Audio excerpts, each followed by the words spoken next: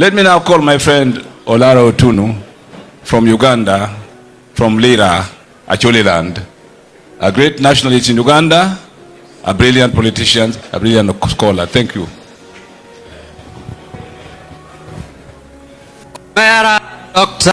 Uru, Omera PM Raila, Mama Aida, Mama Margaret Kenyatta, brothers and sisters, Governor James Orengo, my old friend, and Governor Professor P. Nyong'o, I greet all of you. I have come from Uganda with a strong delegation. There is no time to introduce them to you. We have come to pay tribute.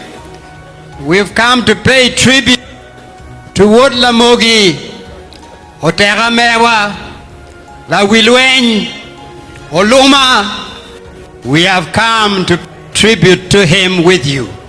In Uganda, there is great excitement. As we were trekking our way here, we kept receiving messages from people who were wishing us well on this occasion. So PM and Dr. Oburu and the entire family, thank you for organizing this. We thank you. Because of time constraint, I will be very schematic.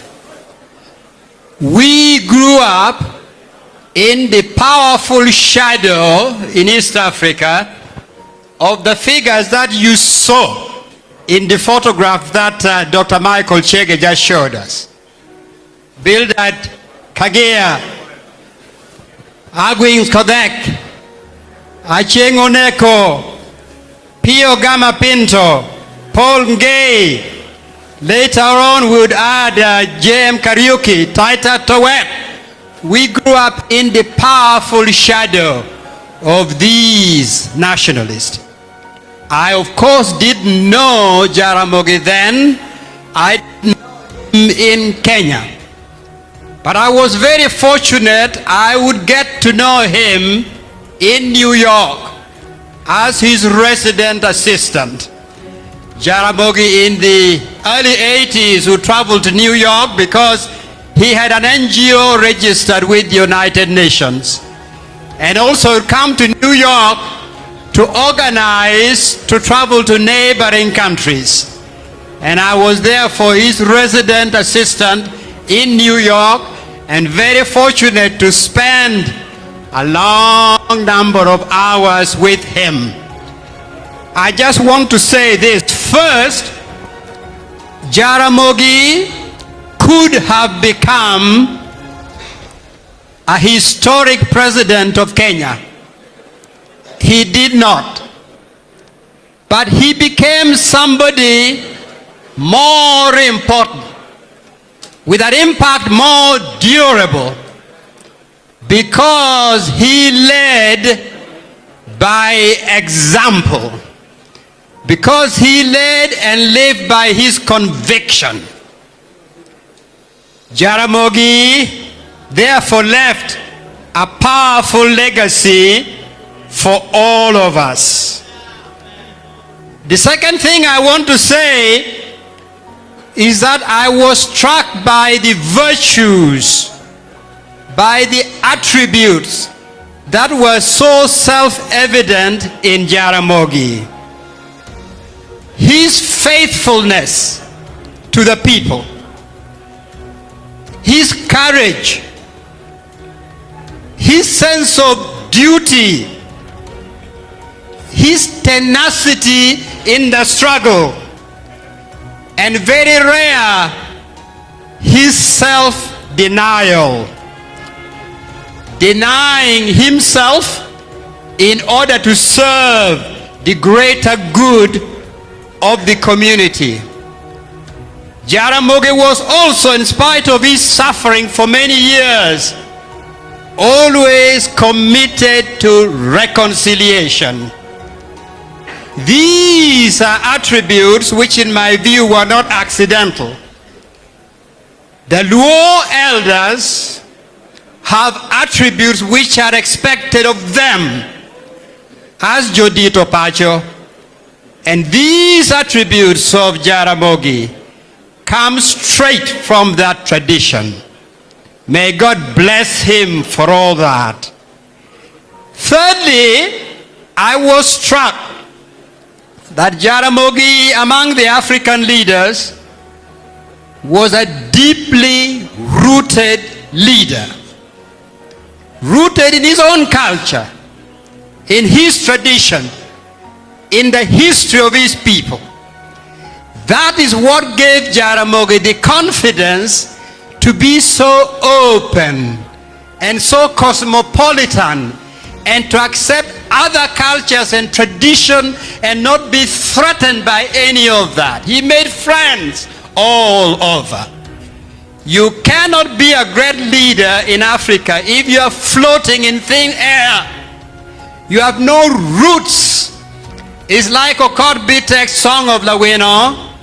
Without that being the authentic voice of his mother, written in the idiom and rhythm and meaning of his own people, it would not have made the impact it did.